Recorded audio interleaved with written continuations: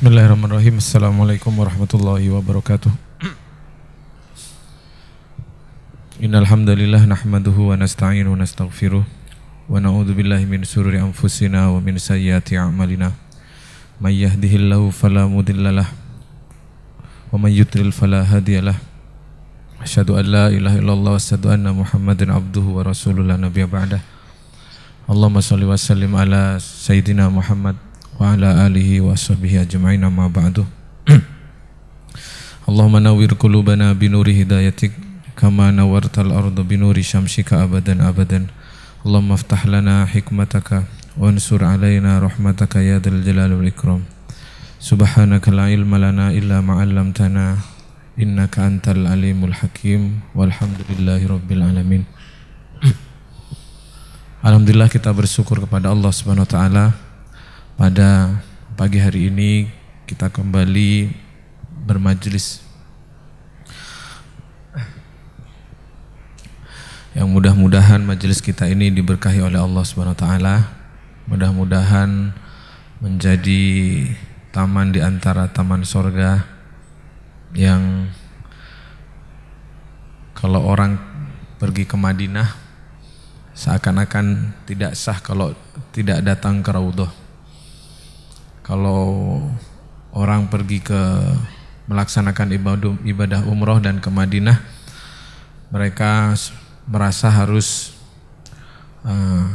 duduk di Raudhah. Hanya karena mendapat keutamaan, mencari keutamaan, duduk di Raudhah, duduk di karpet hijau, itu sama dengan duduk di taman sorga. Dan kita hari ini tidak perlu jauh-jauh ke Madinah, tidak perlu biaya puluhan juta, tidak perlu berebut, mau gaya apapun duduknya, kita bisa duduk di tempat ini ya. Mau selonjor, mau tidur, bisa ya. Taman sorga. Dan saya punya logika menarik juga agar kita juga mencintai majelis ilmu ya. Dan dalam hadisnya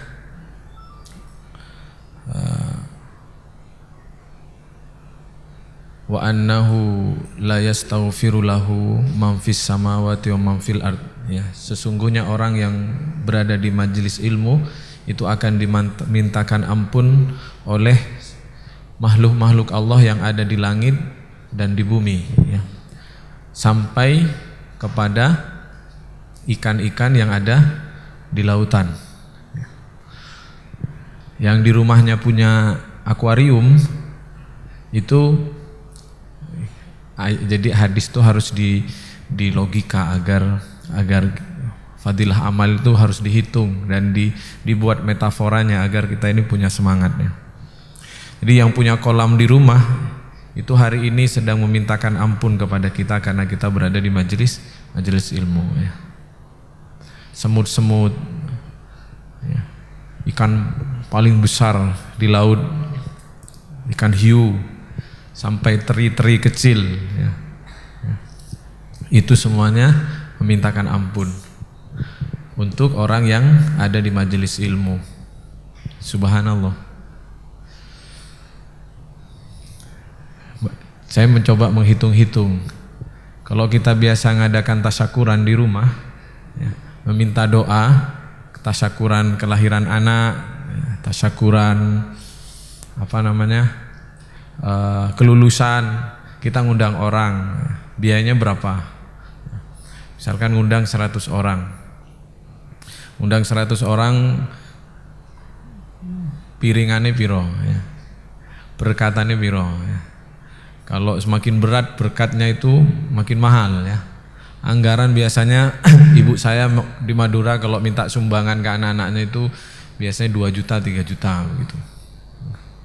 Itu ngundang 200 orang ya. 200 itu belum tentu terkabulkan semua doanya ya. Ada yang mungkin karena makan makanan haram 40 hari belum selesai masa iddah haramnya ya.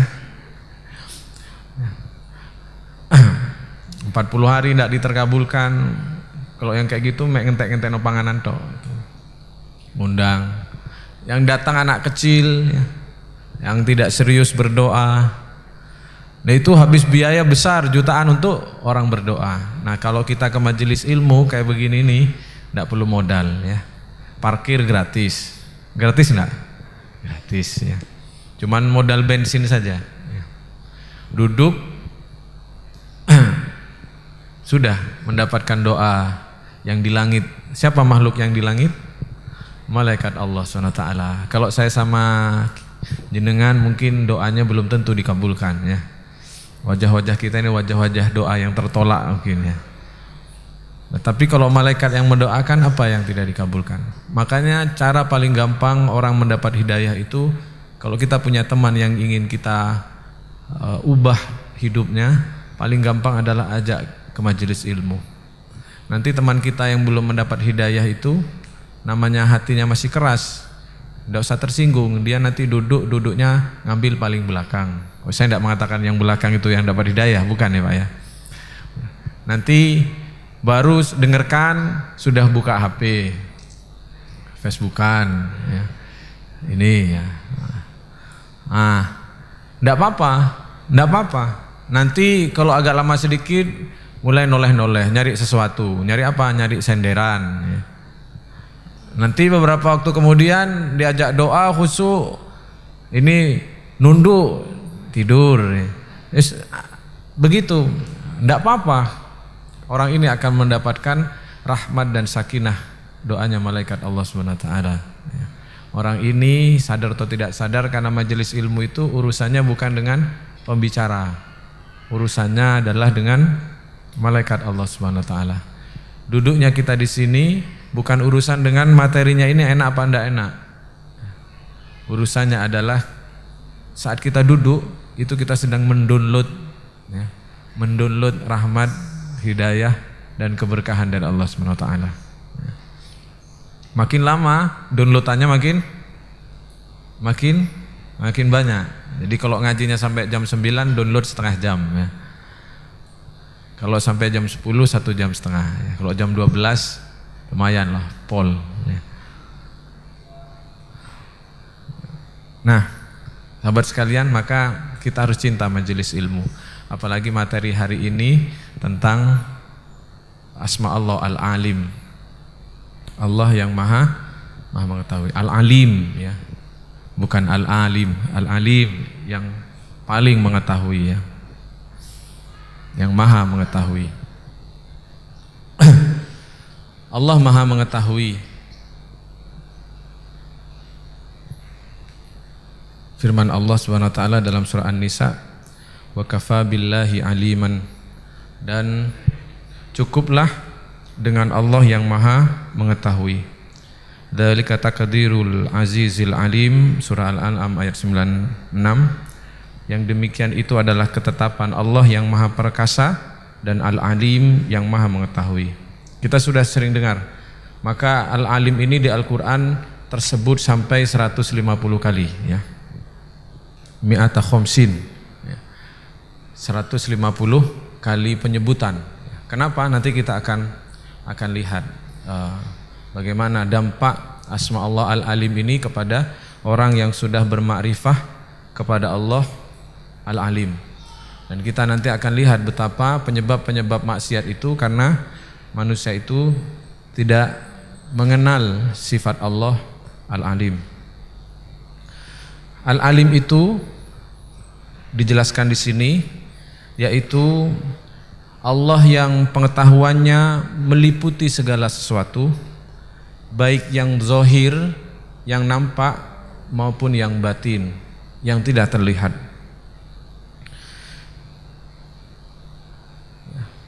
Yang tersembunyi maupun yang tampak. Allah mengetahui yang di atas maupun yang di bawah, yang di depan maupun yang di belakang. Sesuatu yang sudah terjadi Allah tahu, yang sedang terjadi Allah tahu, bahkan yang akan terjadi Allah tahu. Yang sudah terjadi kemarin tentu Allah tahu. Sekarang kita ada di sini, pakaiannya apa, duduk sebelahnya mana, sebelahnya siapa. baju itu baju kemarin atau baju baru, kita niatnya bahkan wa ya'lamu ma nukhfi wa ma nu'lin, apa yang di dalam maupun yang di luar. Hati kita sekarang suasananya seperti apa? Ini suhu yang ada di dalam ruangan ini, Allah tahu tidak? Allah tahu. Niat kita ke sini apa? Kita berangkat dari mana? Dan setelah ini kita akan kemana? Dan berapa ilmu yang kita dapat? Dan berapa pengetahuan yang kita peroleh di kajian ini? Allah tahu sebelum kita mengetahui. Yakin?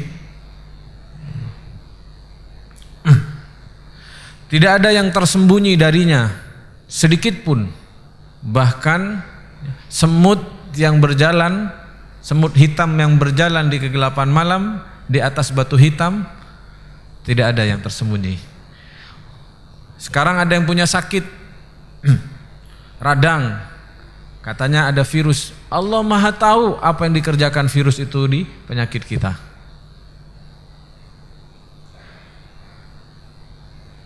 Makanya doa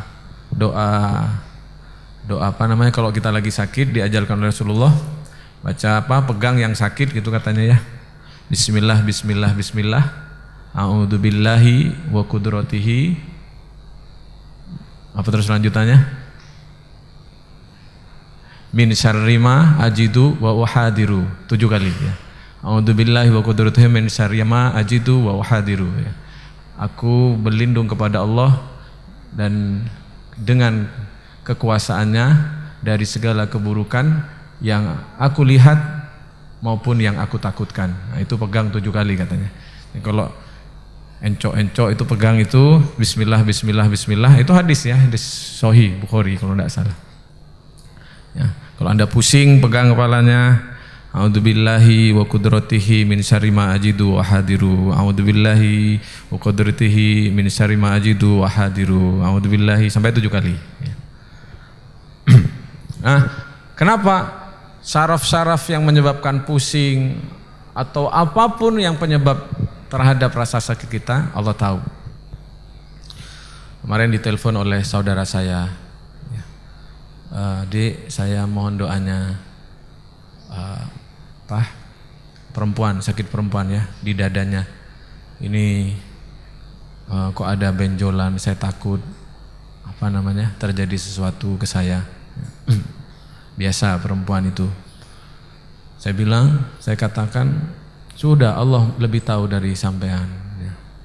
Bahkan siapa duluan yang mati, sampean dulu atau saya, adik sampean ini, Allah lebih tahu daripada kita semua. Tidak usah. Semua sakit-sakit itu, penyebab sakit itu, baik dari makhluk bernama jin, baik makhluk bernama kuman, baik makhluk bernama bakteri, makhluk bernama virus, semua adalah makhluk Allah. Tidak ada yang lepas dari pengetahuan Allah Subhanahu wa taala. Ini yang ngomong di depan ini kan kalau lagi begini style soleh ini, style soleh ya. Style soleh, kopiah, baju dibagus-bagusin. Tapi kalau di luar itu Allah lebih tahu daripada yang lihat. Ini semua kita juga begitu. Yang duduk ini lagi style soleh ya. Nanti kalau di luar, di kamar beda lagi urusan. Allah juga mengetahui apa yang terjadi dan apa yang akan terjadi, dan bahkan Allah mengetahui apa yang tidak terjadi, yang tidak dilakukan seandainya itu dilakukan. Paham maksudnya ya? Saking Allah itu luas pengetahuannya. Allah itu tahu terhadap apa yang tidak terjadi seandainya itu terjadi. Contoh, Anda tadi memilih baju, ya. Pakai mana ya? Yang ini apa yang ini? Oh, enggak matching sama jilbab. Perempuan itu kan matchingnya bagus. Enggak matching. Oh, pakai ini. Akhirnya kita memutuskan pakai yang ini, misalnya baju yang ini. Nah, Allah tahu seandainya kita pakai baju itu apa yang terjadi, perasaan orang saat melihat jauh lebih tahu daripada anggapan-anggapan kita. Yang tidak terjadi pun Allah tahu, apalagi yang akan terjadi, sudah terjadi dan sedang terjadi. Ya. Wasi'a rabbi kulla syai'in ilma. Keluasan pengetahuan Allah itu meliputi segala sesuatu. Dan ada beberapa hal tentang Allah Al-Alim ini di dalam Al-Quran oleh ulama penulisnya ini dijelaskan tentang ada beberapa hal. Pertama, Allah Al-Alim itu menjelaskan tentang bahwa pengetahuan Allah itu sangat luas. Allah berfirman di dalam surah Al-An'am seperti yang saya sebut tadi, wasi'a rabbi kulla syai'in ilman afala tatadakkarun. Ilmu Allah sangat luas, tidakkah mereka mengingat, ya. Kemudian ayat yang lain juga menjelaskan hal yang demikian. Rabbana wasi'at kulla syai'in rahmatan wa ilman. Tuhanku, Engkaulah yang maha luas rahmat dan pengetahuannya. Itu satu. Yang kedua, Al-Alim itu dimaksudkan dengan pengetahuan Allah meliputi segala yang terjadi. Kalau yang tadi pengetahuan Allah begitu luas, kalau yang nomor dua, pengetahuan Allah meliputi segala yang terjadi. Apa bedanya? Kalau tadi soal keluasannya, kalau ini segala yang diketahui oleh manusia, Allah lebih tahu dari apa yang diketahui itu. Allah berfirman, Inna Rabbi bima ta'maluna muhit. Sesungguhnya Tuhanku terhadap apa yang kalian ketahui itu meliputi. Allah menguasai, Allah mengerti apa yang ada dalam diri kita. Nanti kita akan melihat bagaimana dampaknya, ya. Ini saya ngomong tentang ayat-ayatnya dulu, belum saya bawa ke main perasaan, ya. Karena ma'rifah itu kata Syekh Ibnu Athaillah harusnya bukan ma'rifatul ilm, mengenal dengan ilmu, tapi mengenal dengan perasaan, ya. Ini kan kita masih ilmu. Oh, gitu ya. Belum masuk ke sini. Harusnya ini sampean tuh pas saya ngomong begini sampean masukkan ke dalam hati. Termasuk yang ngomong. Ya Allah, ya gitu ya. Aduh, Masya Allah. Harusnya begitu, Pak. Ya. Bukan ngono dalile. Surat An-Nisa ayat ini, surat ini. Bukan itu saja. Kalau itu kan saya mendiktekan kalau itu namanya, ya. Sampai lihat sendiri saja di dalam Al-Quran. Nanti dampaknya bagaimana, ya? Karena Allah ini salah satu sifat Allah yang paling sering disebut di dalam Al-Quran, ya. Nah, kalau maha meliputi itu segala sesuatunya. Orang kafir memikirkan apa, ingin memikirkan kerusakan apa, ya. Allah tahu. Allah menguasai ilmu dia. Cara-caranya, bagaimana dia ingin menghancurkan Islam, Allah tahu. Sebaliknya orang-orang yang muslim, mereka menginginkan apa dalam hidupnya, orang-orang baik menginginkan apa dalam hidupnya, Allah juga mengetahui, mendahului pengetahuan orang itu, juga saat dia orang itu tahu, saat juga apa yang diinginkan orang itu juga Allah tahu. Meliputi, tidak ada yang terlewat sedikit pun dari pengetahuan Allah SWT. Latar belakangnya, kenapa orang ini mengetahui itu, apa rencana setiap kita, Allah mengetahui. Sampean bayangkan gini, Pak, ya. Sampean bayangkan begini sama saya. Kayak kita ini, ya, dalam buku ini dijelaskan, kayak kita ini duduk di hadapan seorang raja, ya. Kemudian kita ini orang yang tersalah, ya. Kemudian di kelilingnya ini itu ada pasukan-pasukan yang kuat-kuat sedang memegang pedang, ya. Dan Anda tidak bisa keluar sedikit pun dari lingkaran itu. Itu yang dimaksud dengan meliput, ilmu Allah meliputi. Kita mau bergerak sedikit tidak bisa lolos. Coba Anda bayangkan begitu, ya. Kita mau pergi sedikit, sudah ada yang mengamati dan bilang, ayo mau kemana? Mau maju ke depan, ayo mau kemana? Mau ke kiri, ayo mau kemana? Ke kanan mau. Itulah yang yang dimaksud dengan ahata bikulli syai'in ilman. Allah meliputi segala sesuatu. Ya. Tidak bisa lolos. Sehingga adakah kita ini kemudian berencana, kalau kita mengenal Al-Alim, adakah kita ini kemudian merasa, kemudian berencana bermaksiat, kemudian tanpa sepengetahuan Allah Subhanahu wa taala.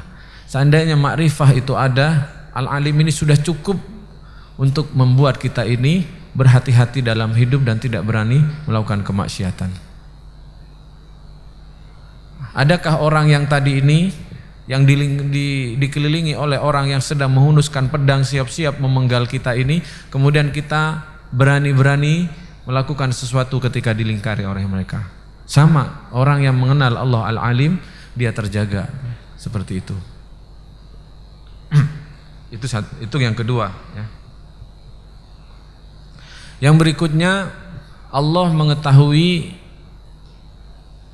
satu, Allah ilmunya luas, dua, ilmunya meliputi segala sesuatu, yang ketiga, ilmu Allah mengetahui yang tersembunyi maupun yang tampak, yang gaib maupun yang terlihat.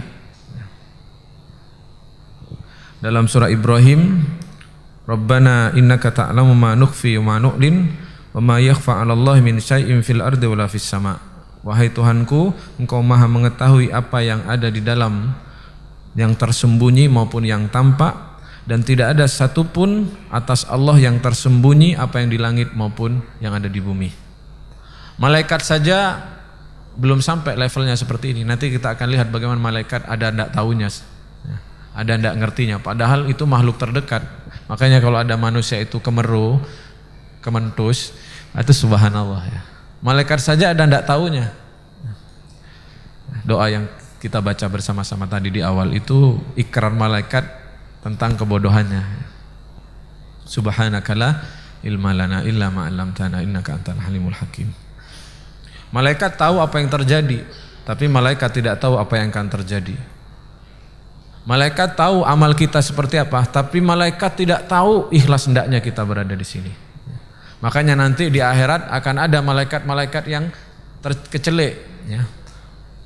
Dia melaporkan amal-amal kita, tapi Allah kemudian membeberkan bahwa orang ini tidak ikhlas, maka kemudian Allah melemparkan orang ini ke neraka. Ya. Malaikat tidak tahu ikhlas hendaknya kita. Yang malaikat tahu sampai itu ngaji, duduk itu, dalam beramal. Bahkan ini yang laki-laki nih, dalam surah Al-Ghafir ayat 19, ya'lamu kha'inatan a'yuni wa ma tukhfis sudur. Allah mengetahui pengkhianatan yang dilakukan oleh mata dan apa yang ada dalam dada. Maksudnya apa ini? Ngelirik-ngeliriknya kita ya, lagi ngaji gitu. Nah, itu Allah tahu. Kita pikir enggak tahu. Kita ke pasar. Nah, itu tuh gerakan bola mata itu tahu. Oh, jangankan Allah ya. Saya itu kadang ketawa-ketawa itu kalau ada santri kepki begini. Nah, ya. Ketawa saja. Ini Allah, ini manusia tahu nah. Sampai enggak bergerak. Maca Quran ini. Atau yang sholat-sholat itu. Saya tuh kadang ketawa. Ya Allah, kenapa? Karena kata Rasulullah SAW, seandainya hatinya khusyuk, maka khusyuk pula badannya. Tanda-tanda tidak khusyuknya kita ini, bola mata ini gerak kemana-mana teman. Allahu Akbar. Saya ketawa. Kalau di orang sholat sunnah ya, bukan saya sedang sholat terus lihat matanya, bukan ya. Seandainya hatinya khusyuk, khusyuk pula badannya. Itu manusia. Makanya kalau orang sampai dia bisa baca tulisan yang ada di punggungnya orang ini di depannya, itu rawan tidak khusyuk. Karena Rasul itu nyuruh ke tempat sujud ya. Tulisannya apa kata teman saya itu? Jangan dibaca saat sholat.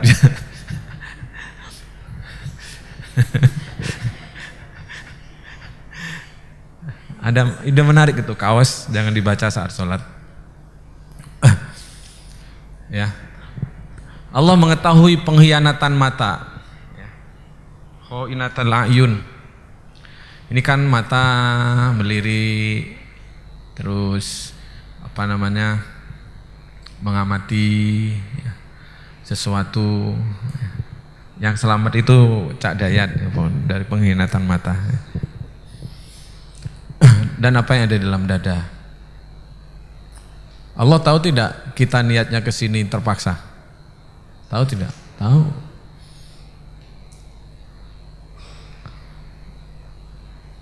Allah tahu saya datang ke sini niatnya apa, kita datang ke sini niatnya apa, kita bekerja niatnya apa. Adzan dibagus-baguskan atau ngimami, ya, ainnya dibagus-baguskan misalnya. MC Assalamualaikum misalkan. Allah tahu niatnya kemana. Ini sedang memang mau memperbagus bacaan atau niatnya memang ingin dilihat orang. Allah tahu. Duh, kalau meliputi teman-teman, ya kita tidak ada tempat yang lolos kita. Ya. Makanya Rasulullah SAW itu, ya, kata Rasulullah, wa inni la ugniya fi qalbi, wa inni la astaghfirullah mi'ata marrah. Ada sesuatu yang terbesit di hatiku yang tidak nyaman, maka aku beristighfar kepada Allah. Kenapa? Ma'rifah Rasulullah kepada al-alim itu tinggi. Yang terbesit saja itu diistighfari oleh Rasulullah SAW. Kalau kita kan praktek, ya, baru kita beristighfar. Kalau kita mengerti Allah al-alim yang terbersit, aduh ya Allah, kenapa saya tadi itu sempat memikirkan si akhwat ini misalkan, itu sudah istighfar.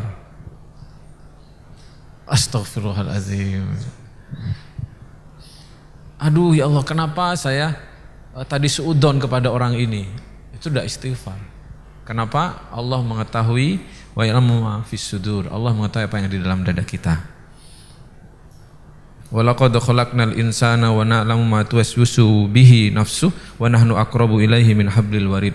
Sesungguhnya kami yang menciptakan manusia dan kami mengetahui apa yang dibisikkan dalam hatinya dan kami lebih dekat daripadanya daripada urat lehernya. Saya pernah ngaji ke ustadz, ya, karena mungkin belum pernah baca ayat ini, ya, dia pakai logika terus. Mana Allah sedekat urat leher di sini? Mana? Tidak ada gitu. Padahal Allah jelaskan di dalam Al-Quran. Allah menunjukkan betapa dekatnya Dia dengan kita dan mengetahui detail tentang diri kita. Subhanallah. Nanti kalau sampean mudah-mudahan sampean bisa, ya. Saya masih belum, ya. Sampai ma'rifah kepada al-alim ini nanti jadinya seperti Sayyidina Utsman itu. Ke kamar mandi pun itu nutup kepala, ya. Pakai sarung. Waktu buang hajat, mohon maaf, ya. Itu beliau sampai nutup kepala. Kenapa? Saking malunya kepada Allah. Malunya kepada malaikat-malaikat Allah, takut kelihatan. Subhanallah, ya. Itu dampak dari ma'rifah kepada al-alim. Anda tidak bisa membayangkan bagaimana orang-orang yang sudah seperti itu. Mereka akan ada rasa malu, rasa takut kepada Allah Subhanahu wa taala. Baik. Teman-teman sekalian, sekarang apa dampaknya orang-orang yang mereka mendapatkan ma'rifah kepada Allah SWT, orang-orang yang mereka bisa mengenal betul Allah al-alim dalam dirinya, bukan secara ilmu, bukan karena hafal-hafal dalilnya, tapi hati Allah lihat saya, Allah tahu saya. Pertama adalah akan tumbuh rasa takut dan rasa ingin untuk terus mendekat kepada Allah Subhanahu wa ta'ala. Orang yang mengenal betul Allah al-alim meskipun tidak hafal dalilnya. Saya tidak mengatakan ma'rifah itu harus hafal dalil, ya. Kalau Allah sudah mencelupkan sibghah ke dalam hatinya orang ini, ya, kenal kepada Al-Alim, maka dia takutnya luar biasa kepada Allah. Seperti yang disabdakan oleh Rasulullah tentang ihsan. Anta budallah ka'annaka tarahu fa illam takun tarahu fa innahu yaraka. Engkau beribadah seolah-olah engkau melihat Allah. Kalau engkau tidak melihat Allah, maka yakin Allah melihat kamu. Ini teman-teman, kalau jenengan sampean sama saya punya sifat rasa takut karena merasa dilihat Allah, sudah cukup.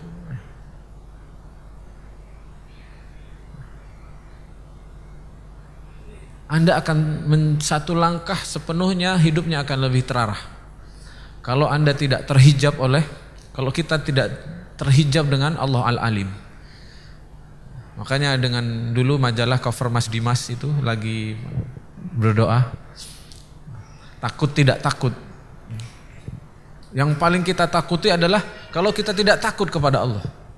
Yang paling sama saya sama sampean yang dalam hidup ini, dalam munajat, selain minta rezeki, minta masuk surga, ada hal juga tentang bagaimana supaya bisa segera masuk surga juga supaya terhindar dari neraka. Kita minta ke Allah untuk selalu hati ini diisi rasa takut kepadanya. Kita minta kepada Allah agar hati ini selalu diisi selalu merasa dilihat oleh Allah Subhanahu wa taala. Kalau saya sama jenengan dikasih itu, subhanallah, hidup ini akan terarah.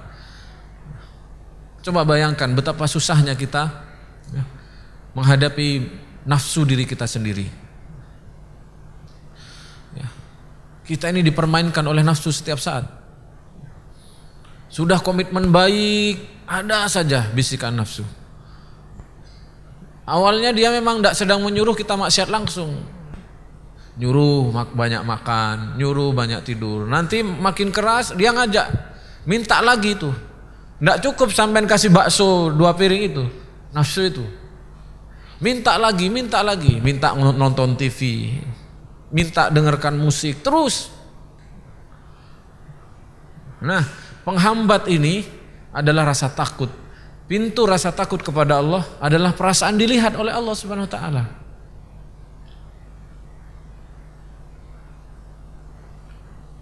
Saya gambarkan yang tadi itu. Kita tidak bisa berbuat apa-apa. Pedang sudah terhunus terus. Tidak ada satu pintu pun yang tersembunyi. Subhanallah. Sekarang pertanyaan saya, maksiat kita ini teman-teman, lebih banyak yang terbuka dilihat umum atau yang tertutup? Tertutup. Kalau hati tidak ada rasa takut, kalau hati tidak ada makrifah kepada Ustadz, Pak, kadang kita bermaksiat itu tahu Allah Maha melihat. Ya. Hati itu ngomong gini, Oco, Allah lihat kamu ini, jangan begitu. Tapi kita kok masih melakukan.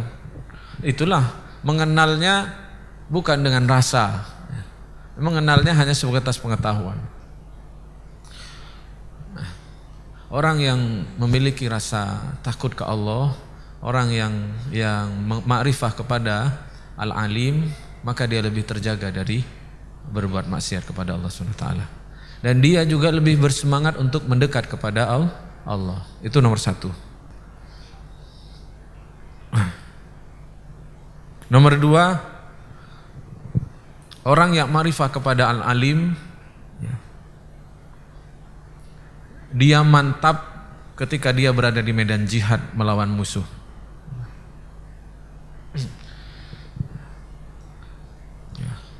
Orang yang makrifah kepada Al-Alim, dia hidupnya lebih tenang ketika menghadapi kebencian-kebencian di luar dirinya.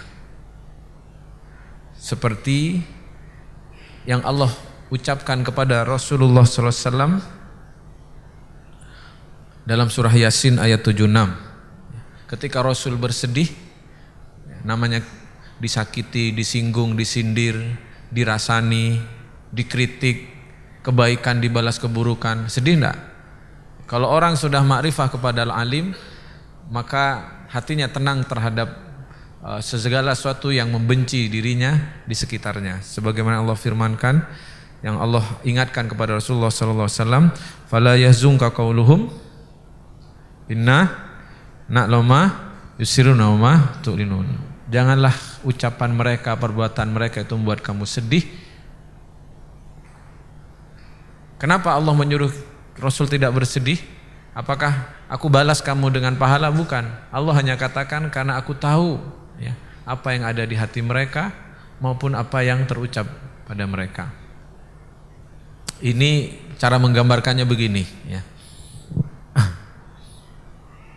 Ada seorang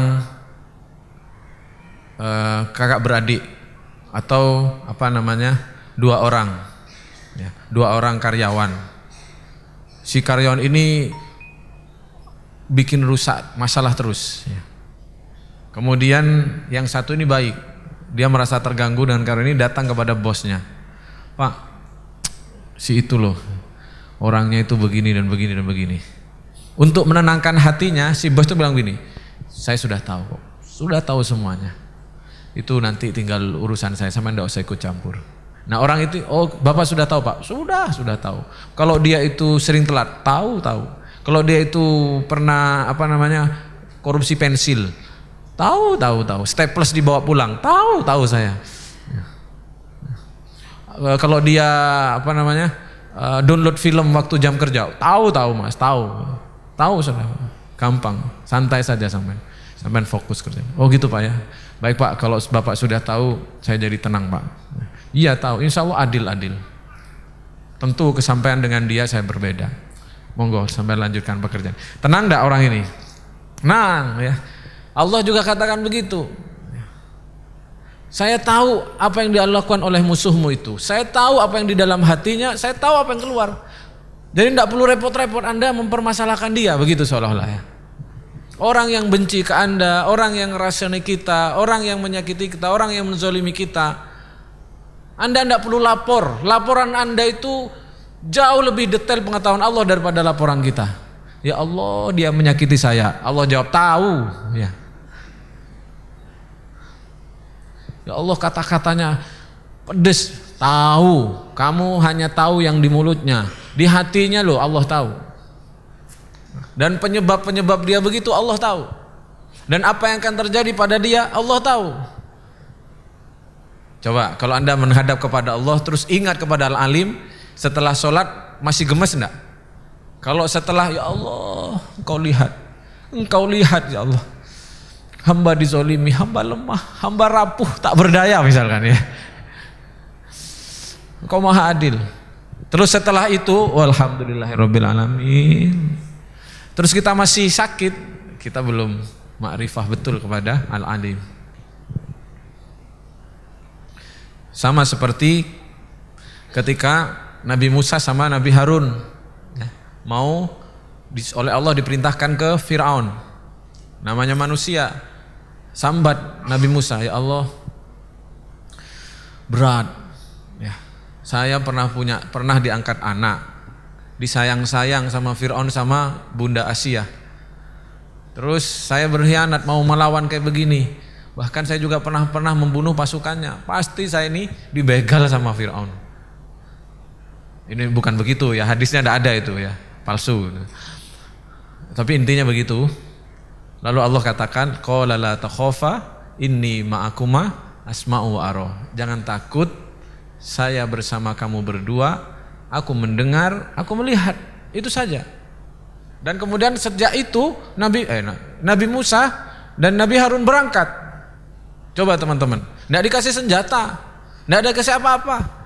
Itu Pak, tongkat itu bukan senjata. Ya ada di Al-Quran tongkat dipakai senjata perang kayak mak lampir gitu, enggak. Senjata tongkat emas ini enggak ada itu hanya film saja itu. Enggak, tongkatnya enggak dipakai perang kok. Dipakai mukul enggak. Hanya dipakai bukti. Cahaya yang dari kantongnya enggak apa kemudian Kamehame, enggak ada. Cahaya itu hanya sekedar bukti saja. Jadi yang senjatanya apa? Senjatanya adalah keyakinan kepada Allah. Dan Allah tidak menjamin apa-apa. Seperti di majalah NH kemarin, Allah tidak menjamin kamu akan menang, kamu tidak akan terbunuh, Fir'aun yang akan kalah. Allah hanya katakan aku dengar, aku lihat, itu saja. Nah, kita dalam hidup teman-teman sekalian, kalau kita berhasil, Allah berikan dalam hati kita ini makrifah, mengenal betul dengan sepenuh jiwa kita Allah Maha mengetahui. Dan di balik pengetahuan Allah itu ada kekuasaannya, ada keadilannya, ada pertolongannya.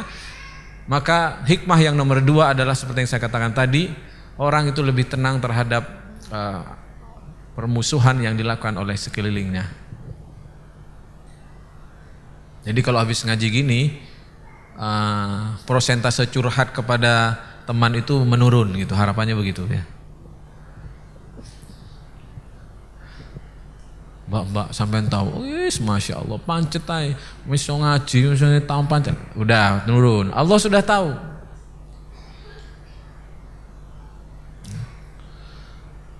Nah, iya Pak, saya paham, Allah tahu. Berarti Anda belum kenal asma Allah yang lain, bahwa Allah itu Al-Hakim, ya, Maha Adil, pasti ada balasannya. Kita ini kan begini seolah-olah, jangan-jangan Allah itu kurang adil nanti balasnya orang ini, karena ada satu bagian yang terlewat dari perhatian Allah. Seolah-olah kan begitu. Allah tahu teman-teman sekalian, ketika kita terzolimi, wanita-wanita, istri-istri yang disakiti oleh suaminya, Allah tahu kejahatan dia, kemaksiatan dia, Allah tahu, dan serahkan sepenuhnya kepada Allah Subhanahu wa taala. Ya. Nomor 2 itu. Nomor 3, memberi ketenangan bahwa syariat Allah sangat perhatian sesuai kemampuan dan kesempatan kita. Allah tahu bahwa kita ini hidup dengan hawa nafsu. Maka suatu ketika ayat di akhir surah Al-Baqarah datang, lillahi ma fis samawati ma fil ard wa in tubdu ma fi anfusikum aw tukhfu yuhasibukum bihillah. Ketika ayat itu turun, semua sahabat risau. Aduh, semua dihitung oleh Allah. Ternyata maksiat yang dilakukan oleh indera, oleh fisik dihitung. Maksiat yang dilakukan oleh hati terbersit, ngayal-ngayal, macam-macam suudon ternyata dihitung. Maka para sahabat waktu itu semuanya risau dan datang kepada Rasulullah. Ya Rasul, kalau maksiat fisik kami sanggup menahan, tapi kalau maksiat yang terbersit hanya hati, kami tidak sanggup. Lalu ayat berikutnya turun, la yukallifullahu nafsan illa wus'aha fayaghfiru liman yasha wa yu'adzibu man yasha. Allah akan ampun yang dikehendaki, Allah akan azab yang dikehendaki. Allah tidak membebani satu kaum, satu orang kecuali sesuai dengan kemampuannya. Saat itulah kemudian ayat yang sebelumnya itu dimansuh gitu ya. Ayat sebelumnya itu kemudian, oh ya sudah, menjadi tenang semua para sahabat. Awalnya risau. Nah, tahunya Allah tentang diri kita, mengertinya Allah tentang diri kita, membuat Allah itu mudah memberikan maaf dan pengampunannya kepada kita. Contoh lagi, paling gampang ini kan kita, meskipun permisalan Allah jauh lebih tinggi ya, Allah perumpamaannya jauh lebih tinggi ya. Ada 2 orang, yang satu saya tidak kenal. Tiba-tiba orang ini waktu rapat ngantuk, yang ngantuk bangun ya. Dengar kata ngantuk itu semua yang ngantuk langsung, ini jangan-jangan saya yang sedang disindir begitu kan? Kok tahu Pak? Ya, makrifat sudah ya.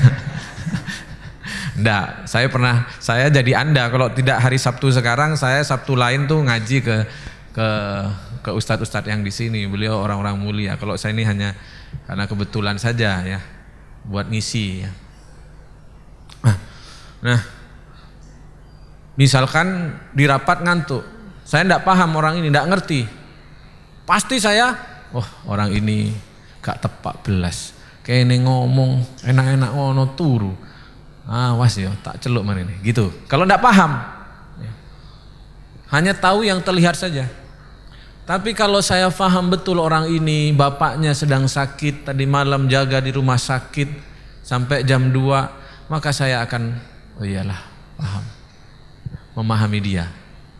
Betul? Makin saya tahu keadaannya, makin paham. Nah, Allah sudah firmankan, ya. Karena Allah tahu kita, nafsunya kita, siapa diri kita, karena kita memang diciptakan oleh Allah SWT, maka rahmat dan rahimnya Allah jauh lebih besar daripada murkanya Allah SWT. Allah sangat paham. Uhilla lakum lailatas siyam. Wah, Ustaz Saiful hafal itu ya. Mas Erik hafal karena nama istrinya Lailatus Siyami. Dihalalkan kepada kalian menemui istri-istrimu di bulan Ramadan pada malam hari. Lanjutannya Mas Ustaz. Nisa'ukum harthul lakum wa antum nisa'ukum harthul lakum. Nah, perempuan-perempuan kalian itu adalah apa namanya? Ladang bagi kalian. Fa'tu hartakum annasitum. Lanjutannya, alimallahu annakum kuntum takhtanuna anfusakum fataba alaikum wa afa ankum. Allah mengetahui kamu tidak sanggup kalau suruh puasa seharian penuh, malam juga tidak boleh, tidak sanggup. Maka lakukanlah. Urusan kamu itu kurang sopan di bulan Ramadan masih begituan, Allah Maha menerima taubat, Allah memaafkan kalian. Dulu teman-teman sekalian, Allah Maha tahu zamannya umatnya Nabi Muhammad ini karakternya kayak apa, model-modelnya kayak apa, Allah Maha tahu. Zaman umat sebelumnya puasa itu, syariat sebelumnya puasa itu adalah orang hanya dibolehkan berbuka habis itu puasa lagi. Jadi waktu maghrib mereka berbuka, habis itu puasa lagi. Ya, tidak boleh makan, kita ini kan kolak dan tidak ada sudah itu ya. Tarawih makan lagi itu tidak ada. Puasa terus sampai ketemu maghrib, buka puasa terus begitu. Ya. Kemudian di syariat Rasulullah SAW diringankan. Banyak yang diringankan. Kenapa? Kenapa sholat yang 50 rakaat jadi 5 rakaat? Karena Allah tahu. Kenapa puasa yang sebelumnya berat seperti itu? Kemudian Allah ringankan, boleh dihalalkan bertemu dengan istri malam hari, karena Allah tahu kelemahan kita. Jadi nanti di akhirat banyak hal kesalahan-kesalahan itu yang Allah ampuni, insya Allah. Tapi jangan diringan-ringankan loh ya. Kesalahan karena syahwat, pandangan kepada wanita, tapi bukan ini pembenaran, bukan. Sahabat naik onta sama Rasulullah waktu haji wada. Terus ada ibu-ibu dan putrinya datang pada Rasulullah SAW mempertanyakan satu hal. Kalau tidak salah Ibnu Abbas yang di belakang Rasulullah, saya lupa namanya. Terus kemudian Rasul ngobrol sama ibunya. Si sahabat yang di belakang yang masih muda ini, lihat si akhwat itu. Gitu ya. Maka oleh Rasulullah dipalingkan wajahnya. Lihat lagi gini. Ya begitu hadisnya teman-teman ya. Dalam Kutubut Tis'ah itu salah satu 9 kitab 9 imam itu ada hadis tentang itu. Itu menjelaskan tentang bahwa tentang cadar itu teman-teman ya. Jadi orang itu melihat, Yusuf Qaradawi juga menjelaskan dalam fikih wanitanya itu salah satu dalil yang diambil adalah tentang itu. Nah, Rasul memalingkan dan Rasul tidak mengharamkan orang ini. Yang penting orang ini nurut, sahabat yang di belakang nurut. Udah, saya tahu Rasul kurang lama gitu. Orang ini ditundukkan oleh Rasulullah, wajahnya dipalingkan, lihat lagi dipalingkan oleh Rasulullah sampai orang ini kemudian berpaling ya. Nah, sahabat sekalian dirahmati Allah Subhanahu. Ini yang ditiru bukan itunya ya. Yang ditiru itu yang sampean harus lihat itu Rasul melarang itu. Jangan itunya ya. Oh berarti boleh. Ya, bukan begitu. Ya. Nah, berikutnya teman-teman sekalian, itu yang nomor berapa? Nomor 3. Ya. Dalam surah Al-Muzammil ayat 20 penjelasan yang nomor 3 juga. Inna rabbaka ya'lamu annaka taqumu adna min thulutsayil laili.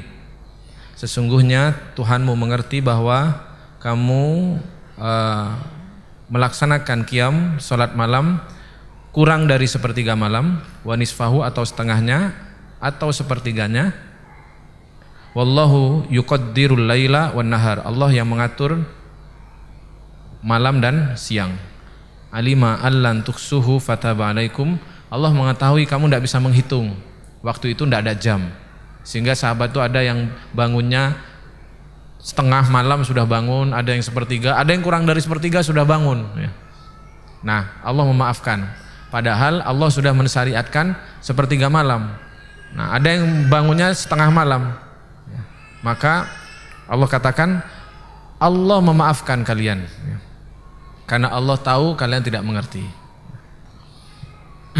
Jadi teman-teman sekalian dirahmati Allah, itulah kalau kita dikenai masalah, kita kena dosa, kita kena maksiat, ya. Maka selain kita ini, kalau muncul di hati ini ada perasaan berputus asa, aduh, saya kok maksiat terus ya. Kemudian nyesel tapi tidak segera bertaubat, itu tanda-tanda kita putus asa. Maka ingat ya, Allah lebih tahu tentang diri kita. Bahkan tafsir dari Ibnu Qayyim berkata, saya lupa ayatnya ya. Fa'alhamaha fujuraha wa taqwaha, itu adalah bukan Allah memberikan kemampuan potensi, bukan itu. Kalau kita bicara kadang diskusi itu sering ditafsiri oleh orang itu, oh Allah itu memberikan potensi kita untuk bermaksiat dan memberi potensi untuk berbuat baik. Bukan. Allah memberikan takdir perjalanan kita untuk kemudian akan bermaksiat dan juga akan berbuat baik. Itu sebenarnya ya. Maka Allah tahu kesalahan-kesalahan kita. Nah, itulah yang kita bukan kemudian tujuannya bukan meringankan amal. Justru kita tujuannya ini adalah kita tidak putus dari rahmat Allah. Kita datang ke Allah, ya Allah saya lemah, saya tidak berdaya. Engkau maha tahu, saya tidak kuasa melawan nafsu. Ya Allah aku mengadukan nafsuku. Ya Allah aku mengadukan kebodohanku. Sampaikan itu. Berikutnya nomor 4, agar kita selalu rendah. Orang yang makrifah kepada Allah, mereka akan rendah hati. Makin berilmu tidak membuatnya dia sombong. Karena ya, ilmu kita tidak ada apa-apanya. Kalau ada orang yang sudah merasa hebat, merasa paling pintar, dia mungkin hafal dengan ilmunya, tapi dia tidak bermakrifah kepada al-alim.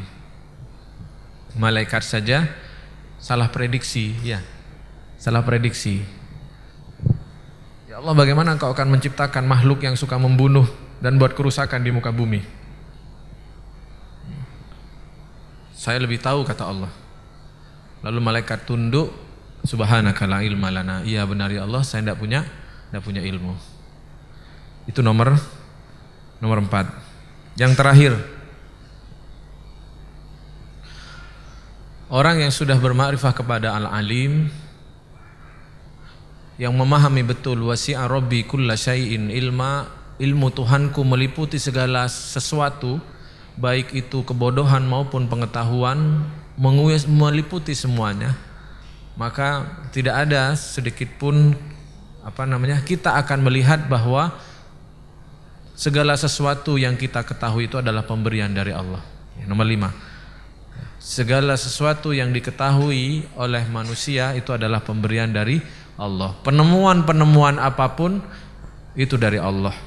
Kalau ada sekarang HP Android, terus manusia ngasih nama terbaru, Froyo apa-apa begitu kan, Itu semua adalah pemberian Allah. Kalau ada mobil seri terbaru, itu pengetahuan itu pemberian dari Allah. Tidak ada yang lepas dari pemberian pengetahuan dari Allah, karena sumber ilmu adalah Allah. Ngaji kita, saya pahamnya, saya menjelaskan ini, pahamnya teman-teman dari apa yang saya sampaikan, seberapa memahaminya, semuanya adalah pemberian dari Allah. Tidak ada yang lepas. Pengetahuan tentang teknologi, pengetahuan tentang agama, pengetahuan tentang ilmu-ilmu sosial, manajemen, apapun adalah pemberian ilmu dari Allah. Tidak ada yang lepas dari pengetahuan Allah Subhanahu wa taala. Bahkan rencana-rencana kita, kemampuan kita membuat strategi, semua adalah pemberian ilmu dari Allah Subhanahu wa taala. Saya tertarik, sebenarnya ini pembahasan khusus ya.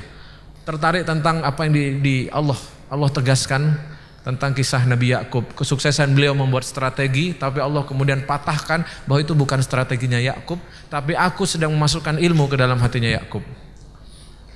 Dalam surah Yusuf ayat 6667. Surah Yusuf ayat 667. Kita ikuti kisahnya, bagaimana Nabi Yakub mengajari anaknya tentang strategi, lalu kemudian Allah mematahkan bahwa itu adalah bukan karena kehebatan Yakub. Kita dalam hidup, nanti hikmah yang bisa kita ambil dari ayat ini adalah dalam hidup itu, daripada selain memikirkan rencana-rencana, kita lebih penting meminta Allah untuk memberikan ilham ilmu ke dalam hati. Daripada sibuk memikirkan rencana, Anda harusnya lebih sibuk berdoa, meminta Allah mengilhamkan pilihan hidup kepada kita. Karena rencana-rencana yang ada di kepala kita itu bagian dari ilmu yang Allah berikan ke dalam diri kita. Bisa dipahami? Bingung? Mari kita ikuti. Qala ya baniya la tadkhulu min babi wahidin wadkhulu min abwabin mutafarriqah. Wahai anakku, kamu jangan masuk nanti kalau pergi ke raja, kamu jangan masuk, anaknya 10 ya. Kalau kamu masuk, jangan masuk lewat satu pintu. Nanti kamu kalau ada yang nangkep, ada yang berbahaya, begitu ya bahasanya. Tapi masuklah dari berbagai pintu. Ini soal kemampuan akal melogika, berpikir, merancang. Dalam hidup kita bersinggungan dengan logika berpikir. Betul ya? Ini yang sering bikin sombong itu ini ya. Yang bikin sombong ini kepintaran. Kemampuan merancang, menstrategi, membuat agenda-agenda, lalu kemudian terbukti sukses, teruji lagi. Pak, berkat ide Bapak, alhamdulillah berhasil. Oh, ini naik ini. Besok lagi gini, caranya begini. Kemarin sudah pakai insya Allah, tapi karena sudah dipuji-puji, pasti bisa. Oh, ini sudah mulai ini ya. Maka apa kata Nabi Yakub? Bedanya Nabi Yakub dengan kita, setelah beliau ngajari strategi kepadaannya, beliau mengajarkan tentang tauhid. Wa ma uni ankum minallahi min syai'. Sesungguhnya tapi strategi ini, rencana-rencana kita ini sama sekali tidak akan sanggup kalau Allah menghendaki yang lain kepada kamu. Inil hukmu illa lillah alaihi tawakkaltu wa alaihi falyatawakkalul mutawakkilun. Berserah dirilah sekalimu kepada Allah Subhanahu wa taala. Semuanya hukum ini berada dalam genggaman Allah. Nah, kita lihat lanjutan ayat berikutnya ya. Kita ambil pelajaran bahwa tidak ada ilmu asal dari kita, tidak ada, semua asalnya dari Allah. Walamma dakhalu min haitu amarahum abuhum, ketika anak-anak itu masuk ke pintu sesuai dengan perintah bapaknya, maka nayugni anhum minallahi min syai'. Anak itu sukses, selamat mengikuti strategi bapaknya, berhasil ide-ide gagasannya. Tapi Allah langsung matahkan, tapi sungguh itu semua bukan karena kemampuan kepintaran bapaknya, bukan karena ide-ide dari bapaknya.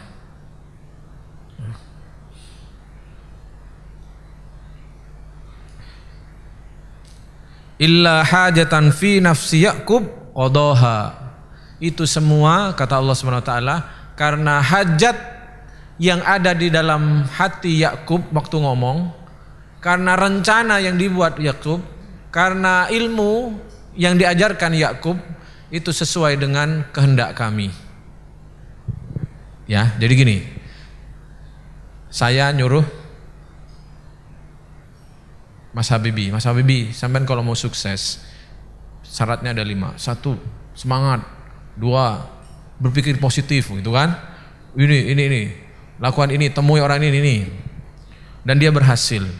Maka saya harus paham sebagaimana yang difirmankan Allah ini, sungguh yang dilakukan Habibie itu sama sekali bukan karena menjalankan saran dari Pak Heri. Hanya karena yang diomongkan Heri itu juga karena Allah kehendaki, Allah ajarkan ke dalam hatinya. Allah lanjutkan dalam ayatnya, wa innahu ladu ilmin lima allamnahu. Sungguh Yakub itu ngomong berasal dari ilmu yang aku ajarkan ke dalam dirinya. Ilham. Maka tidak ada Yakub yang mengajari kepintaran, tidak ada seorang yang benar-benar mengajari sebuah kunci-kunci keberhasilan. Kalau memang itu berhasil, Allah langsung mengambil alih, bukan karena dia, tapi illa allamnahu, kecuali aku memang ladu ilmin lima allamnahu, aku berikan ilmu dari apa yang aku ketahui kepadanya. Bisa dipahami ya teman-teman ya. Jadi tidak ada di mana kita, tidak ada. Nah, hikmah dari ini, sukses itu adalah kalau rencana kita berhasil, kan begitu. Nah, Allah tahu rencana seperti apa yang membuat berhasil, Allah tahu rencana apa yang gagal. Karenanya selain kita merancang rencana-rencana, hikmah dari ayat ini, hikmah dari Al-Alim ini, kita juga harus lebih sibuk meminta kepada Allah untuk mengilhamkan kepada kita rencana-rencana yang mengantarkan kita pada keberhasilan. Nurul Hayat tahun ini misalkan tercapai 55 miliar berkat strategi ini dan itu.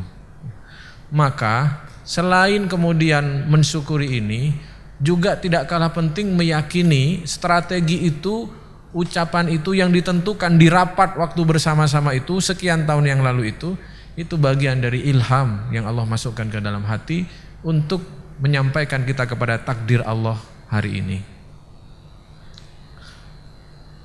Bayangkan oleh kita kalau hidup dalam bimbingan Allah Subhanahu wa taala. Allah ilhamkan ke Kepki ya, karena Allah menghendaki sampean menghafal Quran. Allah ilhamkan nanti ke sini karena Allah menghendaki kebaikan untuk Anda yang ini. Minta terus agar diarahkan sebagaimana Nabi Yakub tadi. Baik, teman-teman sekalian yang dirahmati Allah, itulah beberapa hikmah orang yang kenal betul dengan Al-Alim. Yang paling utama pertama apa tadi? Menumbuhkan rasa takut kepada Allah. Yang nomor dua, tidak khawatir ya terhadap kebencian-kebencian yang ada di sekitarnya, karena Allah lihat. Yang nomor tiga, nomor tiga apa? Oh, memberikan ketenangan ya. Nomor empat, agar selalu rendah hati. Yang nomor lima, agar selalu merasakan bahwa setiap ilmu yang dia miliki itu berasal dari ilmu Allah SWT. Terakhir dari Imam Al-Ghazali dalam kitabnya yang lain menjelaskan keilmuan Allah dan keilmuan manusia itu berbeda. Kalau keilmuan Allah, pengetahuan Allah itu bersumber dari dirinya, kalau pengetahuan manusia itu bersumber dari apa yang ingin diketahui. Gampangnya begini kata Imam Al-Ghazali, ya, Anda tentu berbeda pengetahuan orang yang membuat mobil dengan pengetahuan tukang bengkel ya terhadap mobil itu. Allah yang menciptakan ilmu, Allah menciptakan hidup, tahunya seperti itu. Kita untuk mengetahui bulan, kita harus meneliti bulan. Untuk mengetahui karakter manusia, kita harus meneliti organ-organ manusia. Dokter kalau ingin mengetahui, dia harus meneliti dulu. Dia tahunya dari sesuatu itu. Sedangkan Allah tahunya bersumber dari dirinya, karena yang menciptakan, yang membuat, yang bikin nafsu, yang bikin rambut, yang bikin darah, yang bikin organ, yang bikin virus. Jadi tidak akan pernah bisa menyanggupi ya, pengetahuan manusia dibanding pengetahuan Allah. Seperti itu perbandingan pengetahuan manusia dengan Allah SWT. Baik, ada pertanyaan? Tidak ada ya? Tidak ada kayaknya. Baik, saudara sekalian, ada? Silahkan Bapak Ibu, apabila ada pertanyaan.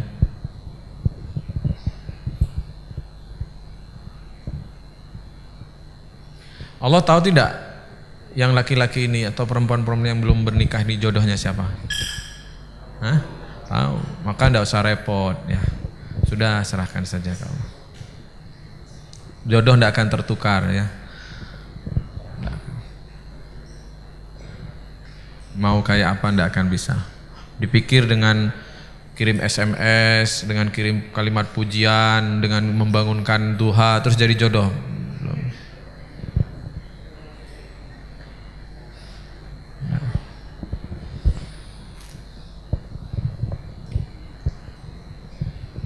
Pak, kalau jodoh saya mati gimana? Sudah mati misalnya? Oh ya, ada pertanyaan dari akhwat. Oh, itu, ya.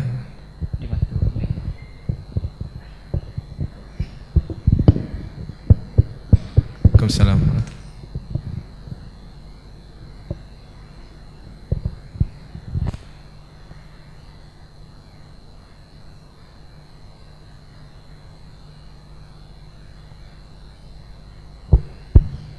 Kita semua akan mati. Gimana caranya supaya kita mempersiapkan diri untuk menghadapi kematian itu? Karena siap nggak siap kita pasti mati. Cuma semoga lewat kajian dari Ustadz kita bisa mendapat ilmu untuk mempersiapkan diri, terutama keluarga. Makasih Ustaz. Assalamualaikum warahmatullahi wabarakatuh. Waalaikumsalam warahmatullahi wabarakatuh. Bagaimana mempersiapkan mati? Ya, di Al-Quran sudah dijelaskan semuanya ya. Saya hanya mencuplik satu firman Allah tentang kembalinya manusia kepada Allah. Yauma la yanfa'u malu wala banun illa man atallaha biqalbin salim ya. Pada hari tidak ada gunanya harta semuanya, pakaian-pakaian anak-anak juga tidak ada gunanya kecuali yang datang kepada Allah dengan hati yang selamat, hati yang bersih. Hati yang selamat itu satu, ikhlas hidupnya untuk Allah. Yang kedua, dia melaksanakan segala sesuatu sesuai dengan apa yang diperintahkan oleh Allah dan Rasulnya. Nah, bagaimana caranya? Justru caranya itu adalah sering mengingat mati. Kata Rasulullah, orang yang paling cerdas adalah yang paling mengingat mati. Nah, ibu berdoalah kita, saya jenengan ngomong begitu mengingatkan saya juga ya.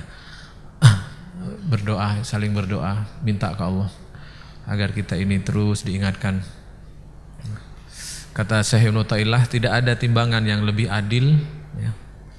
Tidak ada timbangan yang lebih adil daripada kita bertanya kepada diri sendiri, sekiranya saya mati dalam keadaan berbuat ini, apa yang akan terjadi pada saya? Kalau kita nimbang-nimbang pendapat orang, ini amal saya baik enggak ya? Menurut orang itu baik enggak? Orang kita akan enggak jelas timbangannya, tapi akan kita benar-benar jujur menimbang amal kita kalau kita hadapkan dengan kematian. Tidak ada timbangan yang lebih adil kecuali kematian, kata saya menutailah. Sampean maca Quran ini. Ini kalau masih ditimbang dengan pahalanya berapa ya? Masih belum adil.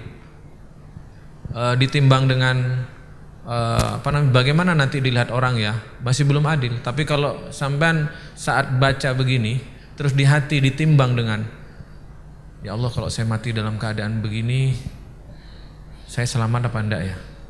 Anda akan melihat betul bukan hanya bacaannya, tapi keikhlasannya, ketulusannya, kebersihan dirinya, semuanya akan dilihat. Ditimbang dengan pujian orang masih ini, tapi kalau ditimbang dengan kematian, saya kalau duduk begini teman-teman, sampean sama saya duduk begini, seandainya saya mati dalam keadaan begini, maka saya akan bisa jujur. Ya Allah, saya tidak tahu, saya masih khawatir. Saya menyampaikan bagus, orang melihat saya sedang ngajar, tapi Engkau Maha tahu bahwa tadi saya saat berangkat, saat berjalan, saat ngomong, pandangan orang ada bersitan-bersitan. saya takut ini kurang ikhlas. Kita juga begitu. Maka berdoa kepada Allah agar kita dijadikan manusia cerdas yang sering ingat kematian ya. Ibu tidak usah kita tidak juga, satu sisi juga harus ada husnudzon kepada Allah ya. Allah itu kalau menghendaki sesuatu Allah berikan sebabnya. Allah memperjalankan kepada kita kemudahan-kemudahan untuk ke sana ya. Coba dicek, hari ini kita makin baik enggak? Makin suka majelis ilmu enggak? Ke Al-Quran makin akrab enggak? Teman-teman kita dengan teman-teman kita 5 tahun yang lalu bagaimana? Kumpulan kita dengan kumpulan kita 5 tahun lalu bagaimana? Kalau itu makin baik, mudah-mudahan husnudzon, bukan pede ya. Pede sama husnudzon beda. Kalau pede itu melihat ke diri, kalau husnudzon itu melihat ke Allah ya. Pede, oh kaya iki surga ya, itu pede ya. Kalau husnudzon itu begini, ya Allah Engkau perjalankan saya ke sini. Aduh, tidak ada alasan saya untuk khawatir, tidak ada alasan saya untuk suudzon. Saya berhusnudzon kepada Engkau, Engkau sedang memperjalankan saya pada kebaikan. Objeknya Allah ya. Tapi kalau PD itu objeknya diri gitu. Ya Allah Engkau pertemukan saya dengan teman-teman kayak begini ya. Engkau masukkan saya ke yarhamukallah. Engkau pertemukan saya dengan teman-teman, engkau paksa saya menghafal Quran, engkau ketemukan dengan Ustaz Saiful yang nyemprot saya tiap qiyamul lail ya.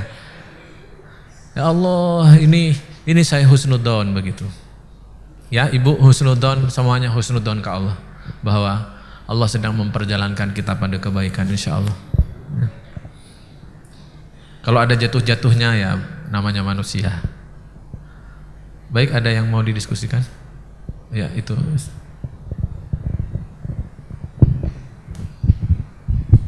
Assalamualaikum warahmatullahi wabarakatuh. Mengenai kajian Asmaul Husna, sering saya ada sebuah kasana keilmuan mengenai ulama-ulama terdahulu tentang manfaat dari Asmaul Husna, seperti untuk mendatangkan hajat atau sebagainya. Seperti misalkan lafal ya Allah dibaca 5.000 kali bisa mendatangkan hajat. Itu apakah diperbolehkan dalam Islam, itu diperbolehkan apa enggak itu? Ya. Setahu saya Pak, bertawassul itu dibolehkan terhadap 3 hal ya. 3 hal. 1, amal soleh kita.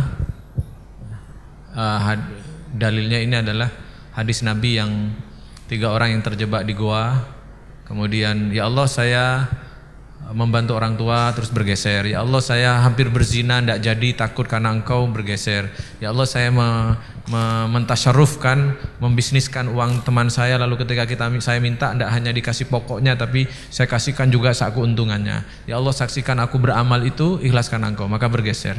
Itu menjadi dalil kita boleh bertawasul dengan amal soleh. Misalkan gini, ya Allah saya pernah ya Allah nangis malam hari itu ikhlas, tidak ada yang lihat karena Engkau. Ya Allah kalau Engkau melihat amal itu baik di hadapan Engkau, ya Allah pertemukan saya dengan jodoh saya. Misalnya begitu ya. Segera. Boleh bertawasul dengan itu. Nomor 1. Nomor 2, bertawasul dengan doa orang-orang soleh. Ya. Temu orang baik, doakan saya. Boleh. Minta tolong doa kepada orang baik. Ya. Dalilnya Rasulullah bercerita tentang seorang tabi'in bernama Uwais Al-Qarni ya. Kalau kamu ketemu Uwais, minta doa karena doanya itu didengar oleh Allah SWT dan dikabulkan. Maka Umar minta doa ke Uwais. Yang nomor 3 adalah berdoa dengan Asmaul Husna. Jadi itu sudah diajarkan oleh Rasulullah, ya Allah ya Rahman ya Rahim ya Halim. Nah kemudian belakangan para ulama atau orang-orang yang berilmu kemudian mematenkan itu, kalau baca ini akan ini, kalau baca ini akan ini. Nah itu yang kemudian ada yang mengatakan karena tidak ada dalilnya yang murni menjelaskan itu tidak melakukan ya. Ada yang menggunakan dalam konteks keumuman dalil ya. Keumuman dalil itu boleh bertawasul dengan Asmaul Husna, maka silakan minta kesembuhan ya. minta kesembuhan, kemudian misalkan minta hatinya suami dilembutkan, terus baca Al-Latif, Ya Latif, Ya Latif, Ya Latif. Dia kenapa kok tahu? Dia hanya berpegang pada bolehnya bertawasul dengan Asmaul Husna. Maka dia kemudian mendawamkan itu ya. Nah, soal angka-angka berapa ribu kali itulah yang kemudian menjadi perbedaan. Kalau saya enggak usah, enggak harus kalau memang kemudian kita meragukan, tapi boleh bertawasul dengan Asmaul Husna. Kalau saya lebih suka apa yang paling nikmat asma Allah yang sedang ada di dalam hati Anda. Kalau saya begitu ya. Misalkan suatu ketika kita ini terpesona dengan asma An-Nur ya, An-Nur. Maka kita kemudian untuk mengalami kedekatan dengan Allah, kita bertawasul atau kita mengulang-ulang ucapan An-Nur itu, asma Allah An-Nur. Ya Nur, Ya Nur, Ya Nur. Bukan Nur Hidayah ya, Nur Hidayati gitu ya. Kan kita ini punya hati ini punya ahwal-ahwal tersendiri yang kita terpersona dengan beberapa Asmaul Husna. Ada enggak kita? Ada enggak? Contoh jenengan terpesona dengan asma Allah yang mana misalkan? Hah? Ya Allah. Nama Allah sendiri, ya Allah. Boleh, silakan. Jadi, dan saya daripada untuk boleh bertawasul itu, saya mengatakan boleh ya. Dengan itu boleh. Tapi sebenarnya Asmaul Husna ini lebih kepada untuk meningkatkan ma'rifah kita kepada Allah. Ibnu Qayyim dalam pengantar buku ini mengatakan, man arafallahu bi asma'ihi wa sifatihi wa af'alihi, barang siapa yang mengenal Allah dengan namanya, sifatnya dan perbuatannya, maka dia akan bahagia selamanya, kata Ibnu Qayyim. Jadi gitu, boleh. Menurut saya perbedaan tentang angka-angkanya itu, tapi kalau bertawassulnya dengan Asmaul Husna dipersilahkan. Ada yang kitab-kitab itu memang kalau baca ini rezeki begini, saya tidak seberapa berminat sih mas. Tidak seberapa berminat tentang itu gitu.